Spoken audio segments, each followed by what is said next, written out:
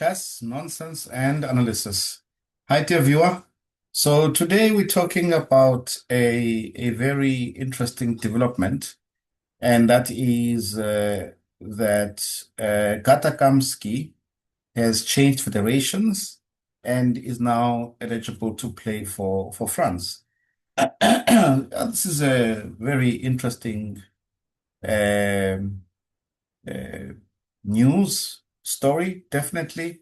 And maybe this generation may not really recall who Gata Kamsky is, and that is what attracted me to this story.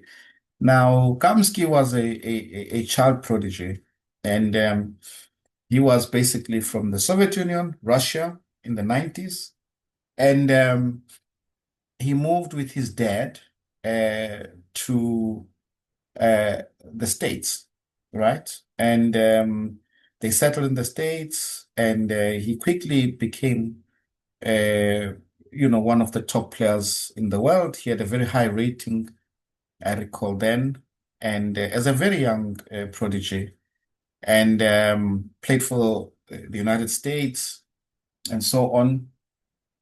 And yeah, well, what I remember from the stories that one read was the fact that apparently his dad was not such an easy person to deal with, for other for Kamsky's coaches and so on, and he was very hands-on in Kamsky's career, and yeah, I'll say a little bit more about this. And he apparently he used to be a former boxer, the dad.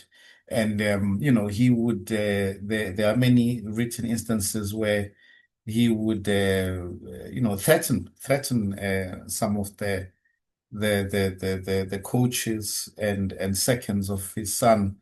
Um, at least he would threaten that he would show his skills that he used to have as a boxer. Let's put it that way. Anyway, yeah, Kamsky was extremely talented, and I recall a fantastic instance because when Kasparov broke away from FIDE, there was the Professional Chess Association side. So there was the FIDE side and the Professional Chess Association side. And what is interesting is that both these organizations held qualification tournaments to determine who was going to be the challenger for the World Championship, right? And what is interesting is that at one stage, I think this is around in the 90s, um, the in both legs, I mean, both these players reached the final of the PCA as well as the FIDE. So it was Vishwanathan Anand against Gata Kamsky. So you had these two players who had to play two matches. They had to play one match to determine who was going to be the challenger of the FIDE side. Then they had to play another match to determine who was going to be the challenger on the PCA side. Fantastic. And, just to show, I mean, they had on their way, I think Kamsky had on his way beaten Kramnik, by the way, in a match. And of course, Kramnik, future world champion, right? And so what happened in those two matches, uh, Anand won one match, and Anand went on to challenge Garry Kasparov. This was in 1995, if memory serves well.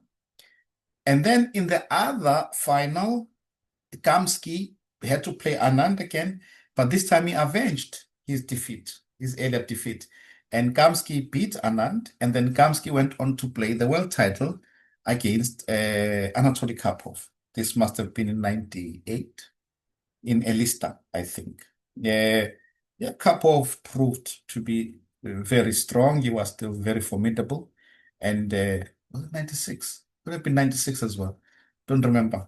But 96 or 98. And but anyway, Karpov managed to defend his title with brilliant chess. And nonetheless, Kamsky has always been an amazing player. Then afterwards, after this match, there was an amazing announcement because then Kamsky all of a sudden decided to stop playing chess.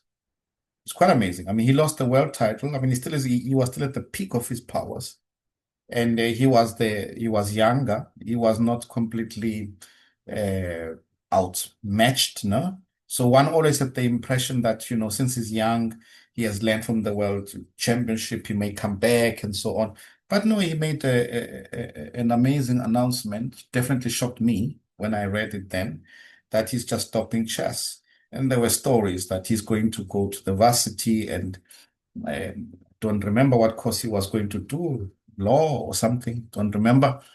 But nonetheless, that was that. And then he disappeared for quite a while. Well, disappeared from the chess scene. That means he didn't play tournaments for many years. And then he came back afterwards, and he even won the World Cup. I mean, even after, he had stopped for like 5, 6 years, then he came back and then he actually won the World Cup. So a formidable talent, formidable force. And I think these days he's still playing, of course, plays for the team championship in France. I think he's settled there in France now, from the States. And but he is also a trainer these days, yeah, a coach. He's coaching some promising talents there. Let's see, keep an eye out, see what is going to happen. But nonetheless, the game that I wanted to show you guys is now in his new home country, France. He played against Mossad, and I was impressed with how he played. I mean, Mossad is one of the very strong players, in this generation. And let's have a look at this game. Look at how Kamsky plays this. So Kamsky was playing with the black pieces. It was played actually this year, very recently, a few days ago. So we have the Scotch. And yeah, this was made popular again. It has like it had this rebirth because Kasparov played it, of course. He played it in the World Championship match against Karpov. I think he played against Nigel Short, and he played it in a number of key games in big tournaments with some good success. So it made its way back, and then yeah, these are modern lines. 97, all this is known. Bishop f4, queen d2, and normally black hits with f5 as a means of trying to get counterplay. White should still be slightly better in this position, but not much. But okay, we can see that. Okay, of course, black has got some weaknesses on e6 and so on, so should be better for white a little bit. But okay. Not sure where white went wrong here, because from now on, I really like the treatment that Kamsky gives the position.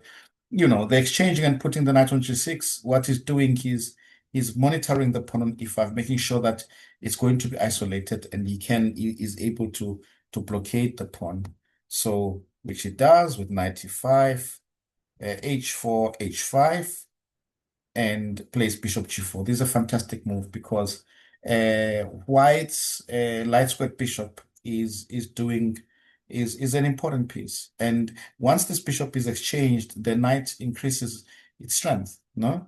Because and the white cannot escape from the exchange of this piece. So now he puts pressure on the pawn on e4, and he's playing very technically. I love the way he's cutting out. He's making tactics. Of course, tactics will always play a role, but you can tell that they're not playing a major role, rather. Sorry, but he's managing the situation, and he's turning it into a positional battle where now it's all about uh, the central control. So now he exchanges and he plays knight f6. He's now interested very much in the pawn on e4. The pawn on e4 is a weak pawn, and is going to attack this pawn. And here, okay, the pawn falls. Possibly, I must have thought that he's got chances to hold this position, but Kamsky, he always had incredible endgame technique. So the queen on f5 is very nice.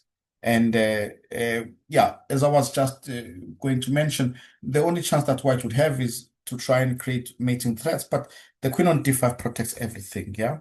b3, king b7, fantastic move, because notice that if you play something like, let's say, queen a6 check, I could get out with king d7 and c6, then king d7, and just relax there. Queen e7, queen f7, and wants to exchange the rooks. The white has got too many weaknesses, but look at how he manages the position. Beautiful technique. Now he plays rook e8, very nice move. And yeah, white's king is just too weak. And this is always the method to bring the king as close to the opposing king as possible. But here, white cannot even escape mating threats. And the threat for now is queen a1 check to exchange queens. But yeah, white has got absolutely no chance. The pawn d is also going through a beautiful game. Very, you know, when you know that somebody is really strong is when they make a very strong player look ordinary. He made Mossad look ordinary and he was playing with the black pieces. So yeah, we wish him well in his new home in France. And yeah, I hope he will also try to qualify and make the French national team. It will be interesting to see him play at the Olympiad for France. We will see. But yeah, nonetheless, we'll also be monitoring some of the youngsters that he will be coaching. That should also be extremely interesting. So yeah, very exciting news. And so France gets another very strong player and a legend to its growing arsenal of strong players. Yeah. So yeah, I hope you enjoyed that, and yeah, for we will follow more to see what will happen of Monsieur Kamsky. Yeah, and with that, I will then say till next time, checkmate.